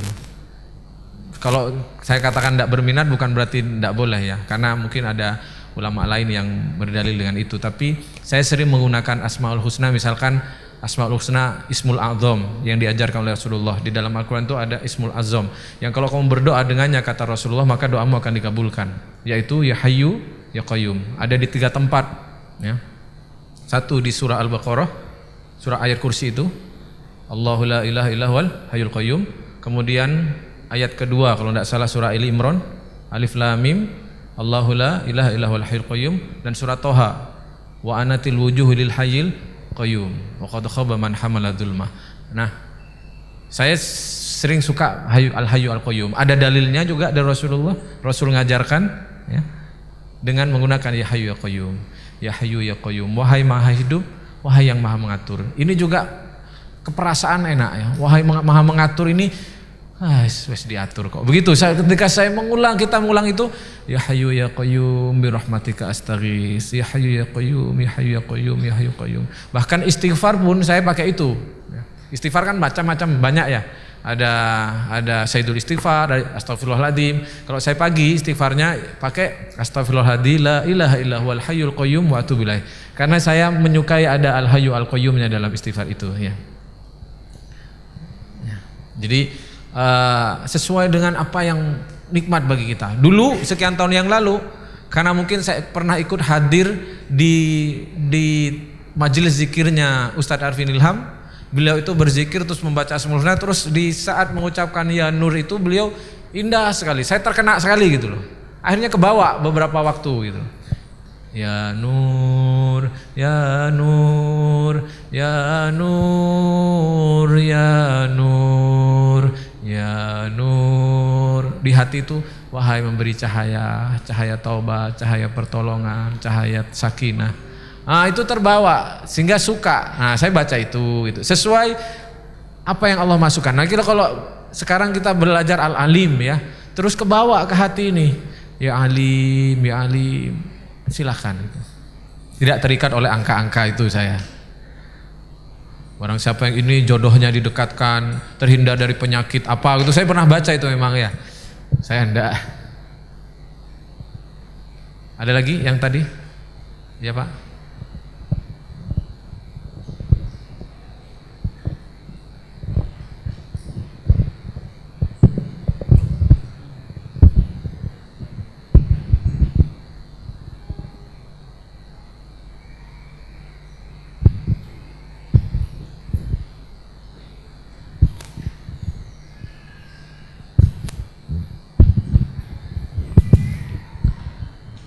Assalamualaikum warahmatullahi wabarakatuh. Mau bertanya dengan Pak Ustadz. Yang pertama yaitu seberapa besarkah peranan ilmu itu kepada seseorang untuk menjadikan ma'rifatullah?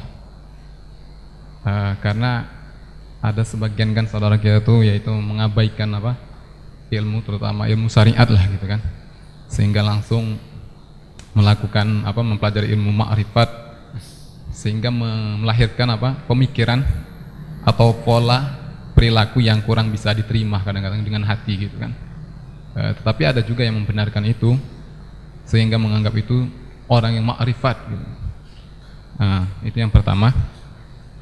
Kemudian yang kedua, bagaimana kiat-kiat kita itu untuk meningkatkan kedekatan itu ma'rifat kepada Allah itu, dan bagaimana kita bisa merasakan tanda-tandanya gitu kan. Apakah kita karena menghafal Quran 30 juz mungkin, atau dengan ilmu-ilmu syariat yang lain. Barangkali itu ya. Terima kasih. Assalamualaikum warahmatullahi wabarakatuh.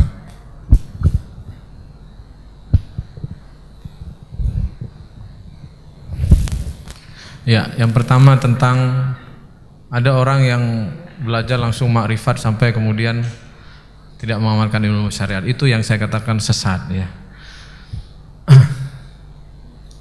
Rasulullah sudah mengatakan ya, kul in kuntum tuhibbunallah. Bahasa-bahasa mahabbah, jatuh cinta ke Allah, itu kan bahasa-bahasa sufisme ya. Allah sudah menjelaskan, jika kamu mengatakan cinta ke Allah, fattabi'uni, ikut aku.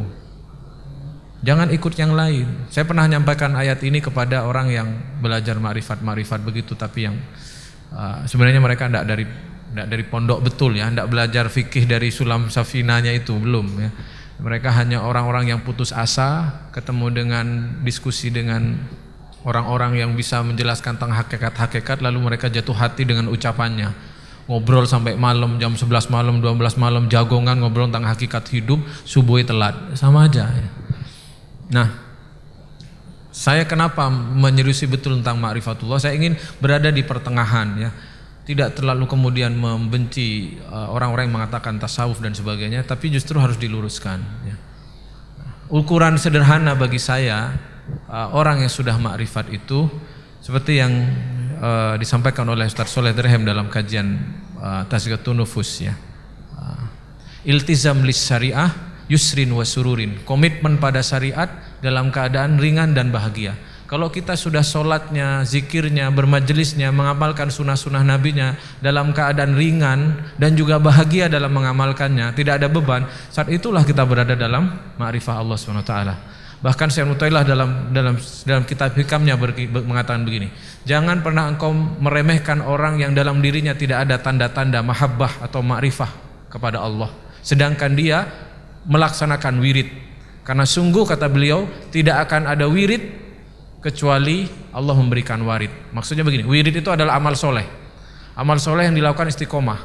Syariat Nabi, sunnah-sunnahnya, wajib-wajibnya, ya, takliful waktinya dijalankan semua. Subuh itu harus ngapain, dijalankan. Pagi itu Nabi ngapain, diikuti. Hari Jumat itu Nabi ngapain, nyuruh apa, diikuti. Ya. Bagaimana diikuti? Ya. Nah, kata Syekh Mutailah, mungkin engkau akan melihat orang seperti itu, tapi terlihat tidak ada rasa ma'rifah di dalamnya, seperti orang-orang yang tidak masuk dalam golongan tasawuf. Dia hanya beramal sunnahnya. Beliau mengatakan begini, hati-hati, karena dia bisa begitu, bisa wirid itu amal yang istiqomah ya. Semua wirid itu bukan zikir 1000 kali, 999.900, itu bukan itu ya.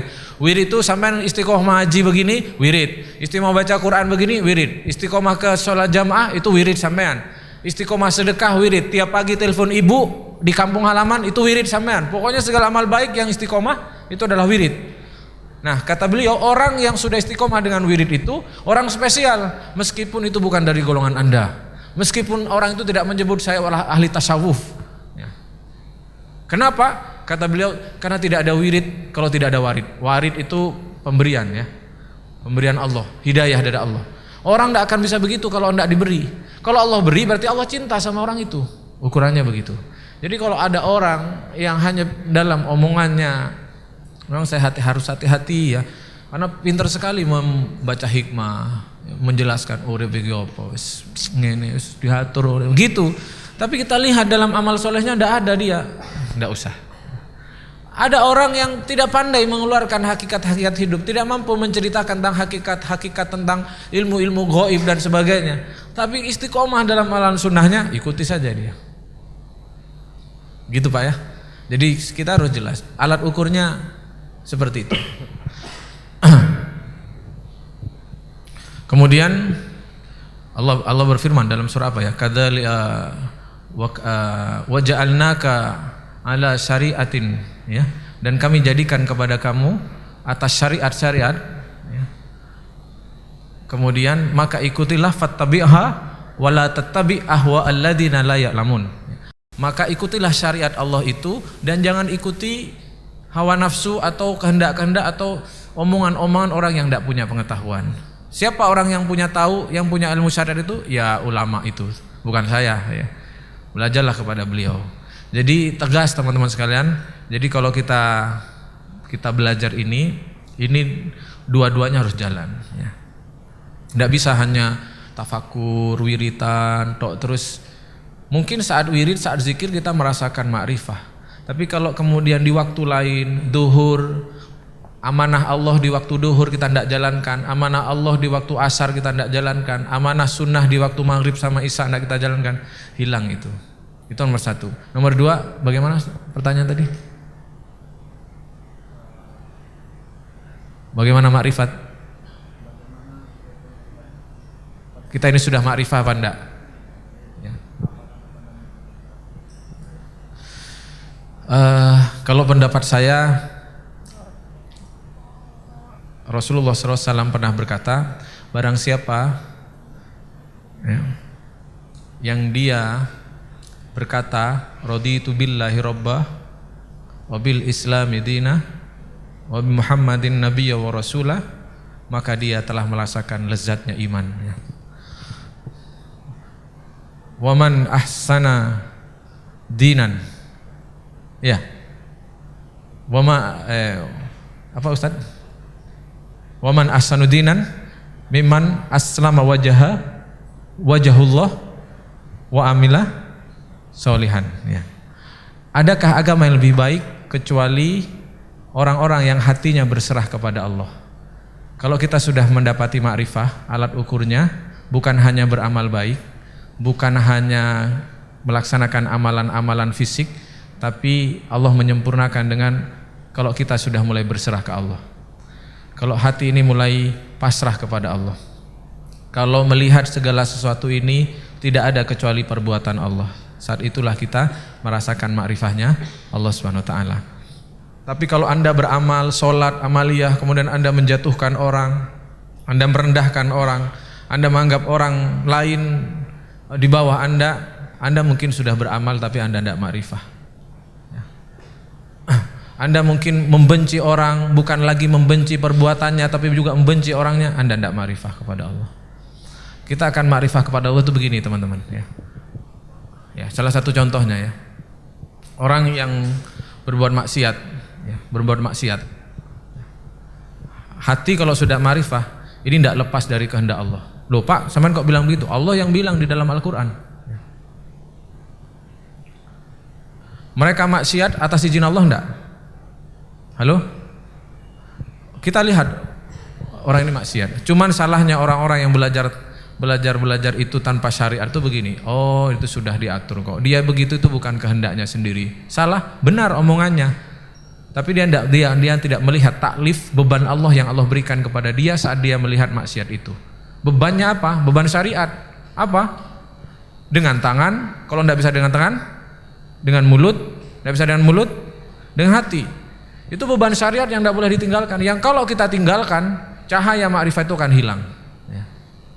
Jadi kalau kita lihat sesuatu maksiat, memang itu dari Allah. Allah sedang mentakdirkan kita ketemu juga. Tapi saat itu juga ada beban syariat yang diberikan kepada kita. Bebannya beda-beda. Ya. Rasul sudah menyebutkan levelnya dari menghentikan dengan tangan, kemudian dengan mulut sesuai dengan kapasitas kita. Jadi yang sering dilupakan oleh orang-orang yang belajar hakikat-hakikat itu beban takliful waktinya itu tidak dijalankan. Ya. Hanya sekedar misalkan gini, ada yang sampai belajar makrifat sampai kemudian telanjang jadi orang gila di mana-mana. Itu dia memang sudah, tapi takliful waktinya, taklif dia sebagai manusia yang sudah balik, yang sudah harus menutup aurat, tidak dijalankan oleh dia. Maka dia ketipu, sesat sesat-sesatnya, dan lebih bahaya daripada orang yang bermaksiat. Kalau orang kayak begini sampean bilangi, Mas ojo ngono Mas ka oleh, sampean tuh levelnya masih syariat Mas, ini sudah hakikat, begitu dia nanti ya. Nah, kita dua-duanya harus jalan ya. Gitu. Nah, tanda makrifatnya makin pasrah saja, makin taslim, makin berserah ke Allah. Hidup makin enteng, sampean ahli puasa ahli ini tapi rezeki masih khawatir, belum makrifah. Udah lepas saja, yakin kamu. Begitu ya. Baik, saya kira itu teman-teman sekalian. Mari kita membaca Asmaul Husna, bertawassul kepada Allah Subhanahu wa taala sebelum berdoa kepada Allah. Bismillahirrahmanirrahim. Nas'aluka ya man huwallahul ladzi la ilaha illa huwar rahmanur rahim al-malikul quddusus salamul mu'minul muhaiminul azizul jabbar al-mutakabbirul khaliqul bari'ul musawwirul ghaffar al-qahhar wahabur razzaqul fattahul alim al-qabidul basitul khafidul rafi'ul mu'izzul mudillus sami'ul basirul hakamul adl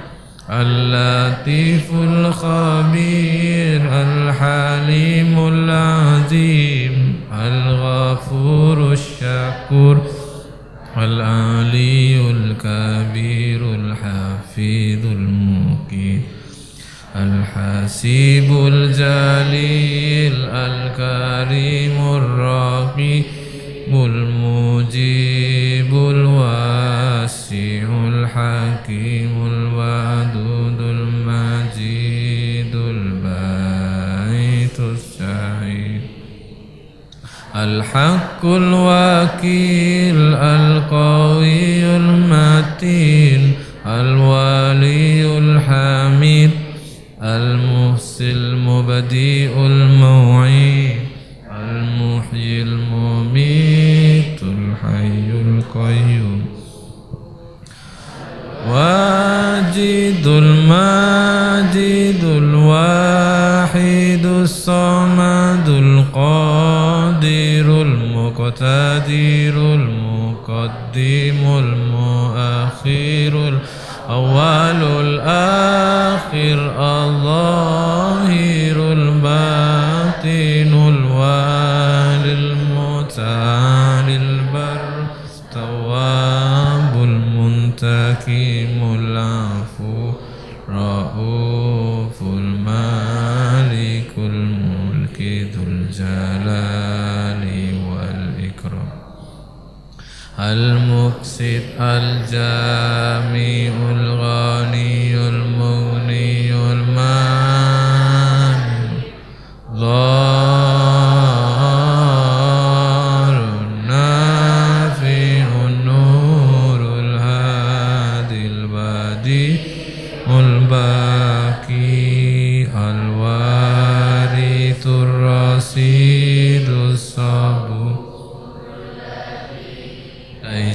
kamitslihi syai'un wa huwas samiul basir.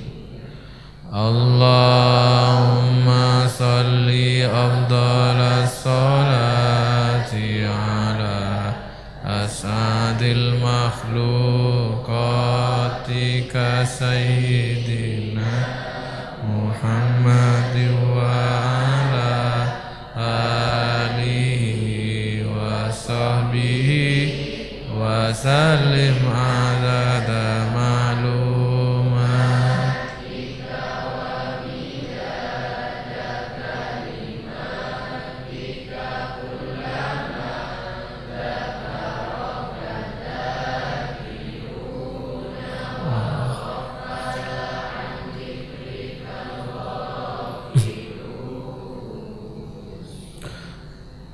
Sahabat sekalian yang dirahmati Allah SWT, mari kita sejenak menundukkan hati dan pandangan kita dengan bertafakur tentang keagungan dan kebesaran Allah dan mengakui betapa lemahnya diri kita.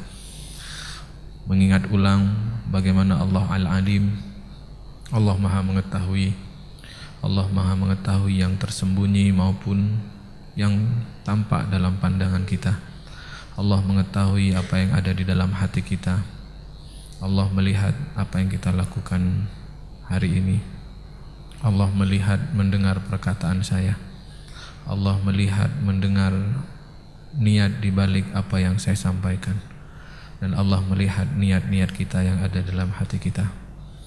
Allah tahu bahwa kita benar-benar sungguh-sungguh ingin mendekat kepadanya. Allah tahu bahwa kita benar-benar merindukan untuk kembali kepada Allah dalam keadaan selamat. Allah tahu bahwa kita yakin terhadap surganya. Allah tahu bahwa kita ini yakin kepadanya. Allah juga tahu bahwa kita ini takut masuk ke dalam nerakanya. Allah tahu bahwa kita ini sungguh-sungguh ingin menjalankan sunnah-sunnah Rasulullah SAW. Dan juga Allah tahu bahwa betapa berat kita menjalankan amanah-amanah itu semua. Allah tahu kadang kita masih keluar dari jalan yang Allah kehendaki. Allah tahu maksiat-maksiat kita. Allah tahu dosa-dosa kita. Allah tahu masa lalu kita yang kelam, yang jatuh pada zina. Allah tahu. Allah tahu perjalanan hidup kita sejak kita lahir, jadi bayi, dilahirkan dari rahim siapa, Allah tahu. Allah tahu siapa orang tua kita. Allah tahu saat kita SMP, remaja. Allah tahu dari rezeki apa kita makan. Allah tahu rezeki-rezeki haram yang kita makan. Allah tahu darah ini pernah terkotori oleh rezeki yang tidak halal. Allah tahu semuanya. Allah tahu pikiran-pikiran kita, lirikan-lirikan mata kita, maksiat mata, maksiat tangan, maksiat kaki kita. Allah juga tahu pikiran kotor yang ada di kepala kita. Allah tahu kalau kita tidak begitu yakin dengan jaminan rezekinya. Allah tahu semuanya. Allah mengerti. Bahkan Allah tahu dalam keadaan seperti apa kita akan mati. Allah tahu apakah kita akan mati dalam keadaan husnul khotimah atau justru kita akan mati dalam keadaan su'ul khotimah. Allah tahu. Allah tahu di kubur kita kelak terang, lapang atau justru sempit. Allah tahu kelak kita akan dibangkitkan di barisan siapa. Mudah-mudahan kita dibangkitkan di barisan Rasulullah SAW bersama sahabat-sahabat beliau, bersama orang-orang solih. Allah tahu kita kurang sabar dengan ujiannya. Allah tahu kita jarang bersyukur dengan nikmat-nikmatnya, saudaraku. Mari kita berdoa kepada Allah, memohon agar Allah mengampuni segala apa yang Dia ketahui pada diri kita. Bismillahirrahmanirrahim. Allahumma salli wa sallim ala Sayyidina Muhammad walhamdulillahi rabbil alamin. Ya Alim, Allahumma inna ala dzikrika wa syukrika wa husni ibadatik.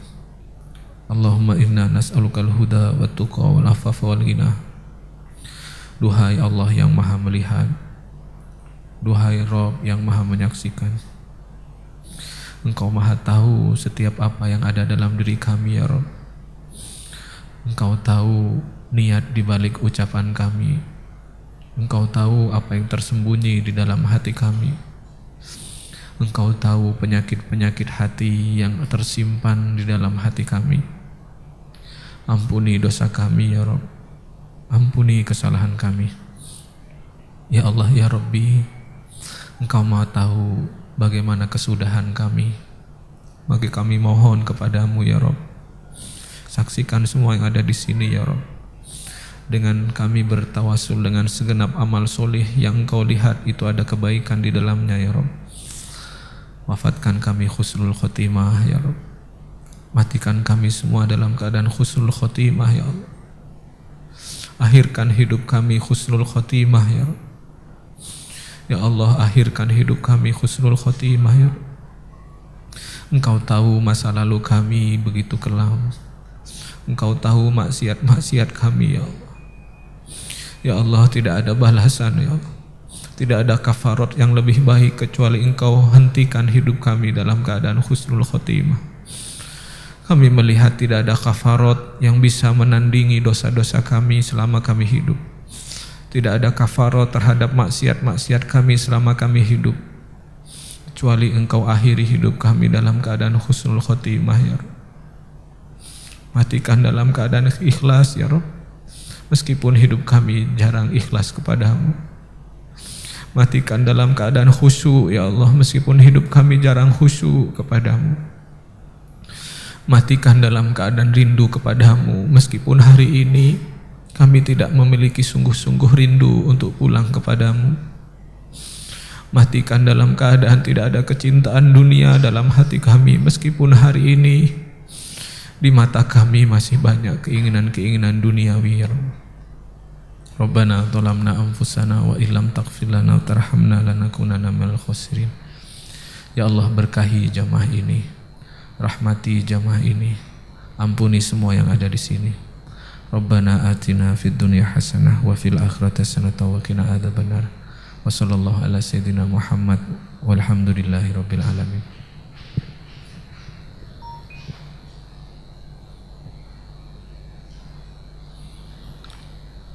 Demikian Bapak Ibu sekalian dirahmati Allah, kurang lebihnya mohon maaf. Akhiran subhanakallahumma bihamdik asyhadu an la ilaha illa anta astaghfiruka wa atubu ilaik. Assalamualaikum warahmatullahi wabarakatuh.